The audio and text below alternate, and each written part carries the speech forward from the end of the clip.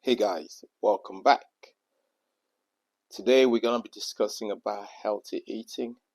And yes, I know it's boring sometimes, but most of you find that quite difficult. And you find it difficult because you've created a habit that you struggle to come off from. So basically, I'm gonna be giving you guys a few tips on how to get started eating more healthy. But before that, let's just go through what eating healthy could do to your body. So, first of all, it's going to improve your cholesterol level. You understand that? So, improve your cholesterol level because already when our cholesterol is quite high, that could lead to a lot of other health problems, but we're not going to go too deep into that. Eating healthy is going to help reduce your blood sugar. So what that means, if your blood sugar is too high, that can lead to diabetic and many other problems, heart disease, stroke, you can name them. And eating healthy will also help you manage your weight. Okay, so when you've been eating badly for a very long time, do not expect an overnight change. It's all about creating a new habit which is sustainable. Okay, so I do know that a lot of you are looking for the quick fix, but quick fix won't get you anywhere. Basically, if you are in a rush to do 8 weeks, quick change, going all out, putting a lot of cardio in, eating strictly like a fat diet where your calories quite low just to drop a couple of pounds and to put them back on. That's going to lead you nowhere. If it's taking you 10 years to put on that amount of weight or destroying your body shape, you need to be ready to put in your mind that it's going to take you quite a while to restore and get the shape that you want. So, obviously, eating healthy is not about just shape. It's about improving the inside. It's like imagine you got a nice car, looking nice color, everything looks good from the outside, but you can't even drive from A to B because the engine is messed up. Though I don't know, the lot of other problem. So eating healthy will help you control your blood sugar level, and which could help reduce chance of getting diabetic. Because a lot of people could be slim, but keep eating junk food. That doesn't mean that you're okay to have them. Yeah, for a while when we're young, we kind of like allow ourselves, like, I'm not putting on weight, I can eat whatever I want. But eating whatever you want doesn't mean that you're healthy because you look skinny. So it's quite important that you understand the value of eating healthy. So we're gonna start with some simple tips to follow.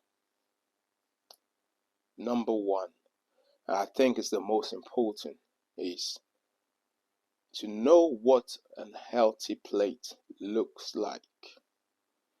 So, what a healthy plate looks like, because sometimes people think that a healthy plate is something just plain. You gotta eat plain to be healthy. That means nothing. So first of all, either you research on what a healthy plate actually look like. So hopefully I'll be sharing with you guys a few examples of what a healthy plate look like. And so in regards to that, first of all, for me, healthy plate is all about balance in what you have on your plate. So you gotta make sure that you have a lot of green vegetables in there, mixed veg, a lot of protein, and some good fat, which come from avocado, some nuts, and a bit of carbohydrate. So you have the starchy carbohydrate and non-starchy carbohydrate. So when we're talking about starchy carbohydrate, we're actually talking about rice, sweet potatoes, pasta, or couscous, or things like that. And now when we're talking about non-starchy, you're talking more about like broccoli, we're talking about green beans, we're talking about uh, leafy greens, things like that. Those you can consume on a higher quantity without being over worried about calories. Okay, hope up to that's making a bit sense. So I'm gonna share with you guys now some uh, of the choices or what actually, how should I say, healthy plate should look like. So check it out. So I'm hoping most of what we've said so far makes sense. All right. So obviously my editing isn't the best in terms of showing example. I'm just learning along the way, trying to educate you guys through my experience and my knowledge. So basically, tips number 2 is trying to maximize a food preparation from home. So what I mean by that is, if most of the food that you get into your body you cook, you actually know what is in it. You can limitate in terms of the ingredients. For example, you can make a healthy curry without overloading on oil. So there are things that you can take off and add on. You can add more nutrients. So for example, by tasting while you're preparing your food, you know how to limitate the amount of salt, because you know that too much salt isn't good. You want to try to maximize on a daily basis like 6 gram maximum of your salt intake. So, when you kind of have like a takeaway, you don't know how much of those things they put in there, all the process, or even you don't even know how everything was prepared.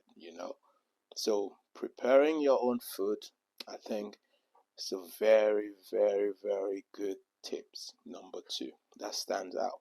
So in terms of preparing that, you gotta make sure that you have whole food, like when we're talking about carbohydrate, try to use more of the ground food that come from, not processed, food that grows from the ground, crops, so that's tips number 2.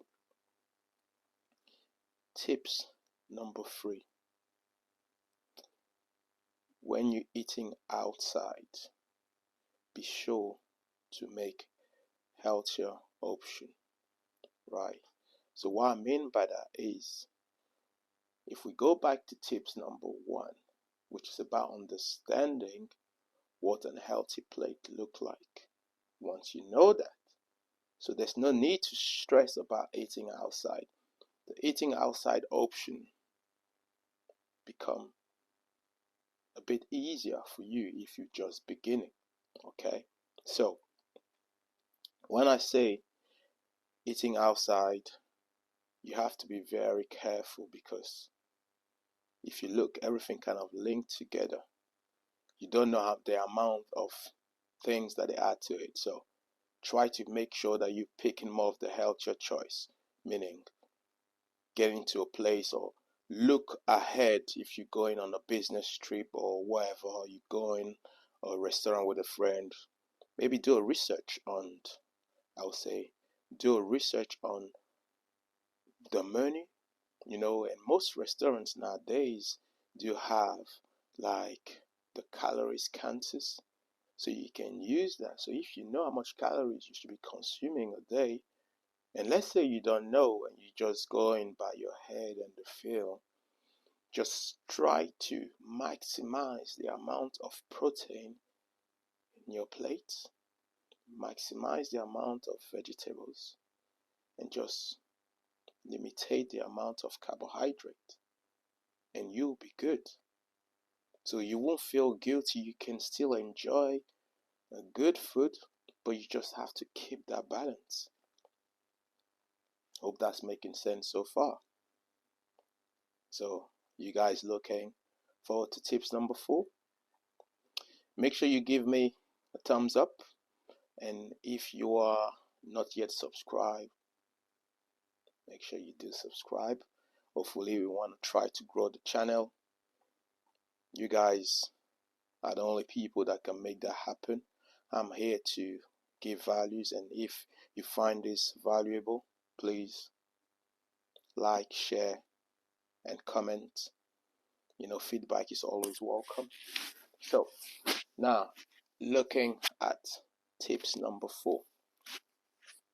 My tip number 4 for you guys is make sure that you eat a lot of vegetables and fruits and a high amount of protein. So by eating a lot of vegetables, fruits, that will give you the right or the required amount of fibers for your body to function well, and by consuming a high amount of protein, that will keep you full, and you'll be less likely to want to eat more of the wrong food. Okay, hope that makes sense. All right, so now we're gonna move on to tips number 5. I think this one is a very good one. Tips number 5 is regarding snacking. Gonna give you some options, snacking tips. So rather than you buying just a quick processed snack from the shop, which is just gonna go straight away into your body, and then you're hungry again, and on top of that you're hungry again, eating again the wrong food or snacking on the wrong food, because those kind of food won't fill you up. They're just there because it's more sugar, and they just get stored on or in your blood.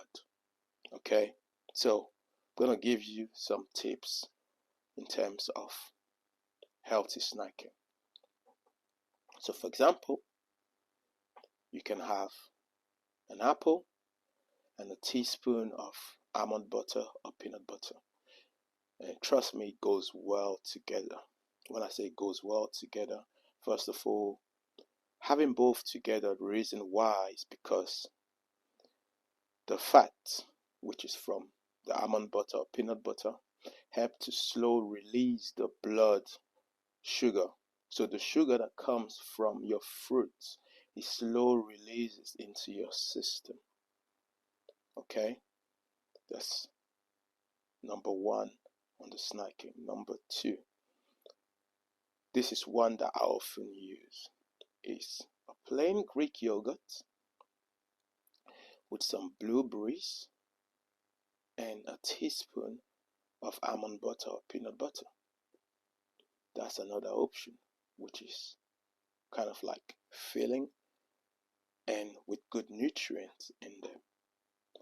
And another option, which, okay, let's say you're on a trip, or you're quite busy, you didn't have time to do your preparation, you can actually in the shop buy those I would say protein yogurt. Those are good things because most of them have a minimum of, like, depending on the brand, of like 15 gram to 23 gram of protein per the drink, or should I say the Greek yogurt or the yogurt drink. So those are good options to look into, and also make sure that you read the labels. Okay, so it's not because it says 25 gram or 23 gram of protein that, oh, sorry, I'm going to consume it. It's very important for you to read the labels, because sometimes the sugar in those drinks could be quite high.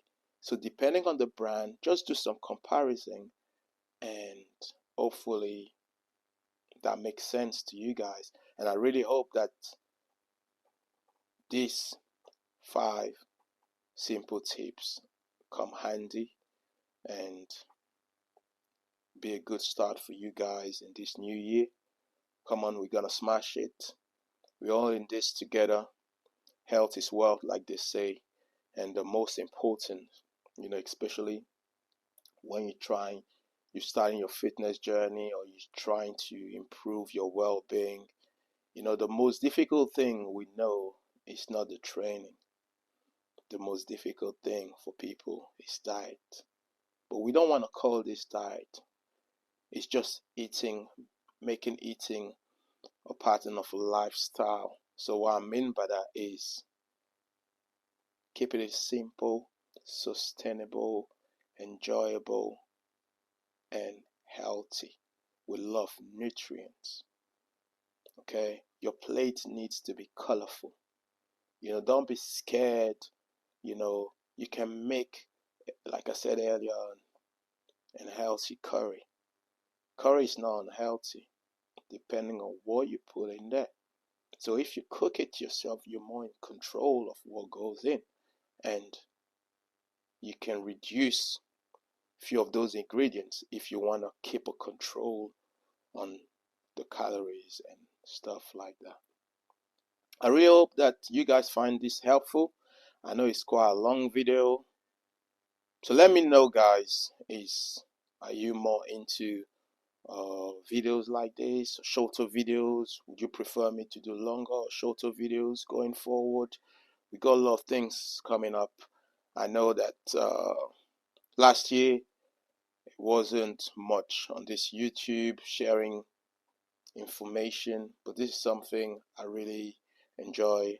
I'm not used to this kind of way of sharing information. I'm more of a face-to-face person, but a lot of people will be saying to me, Etienne, you gotta share with the people. There are people you will never meet in your life, but they will know you and know what you stand for.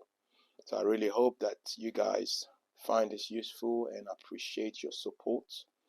Let's have a great day, and let me know, among all the tips given, which one is your favorite, and which one do you think will make the most impact in your life.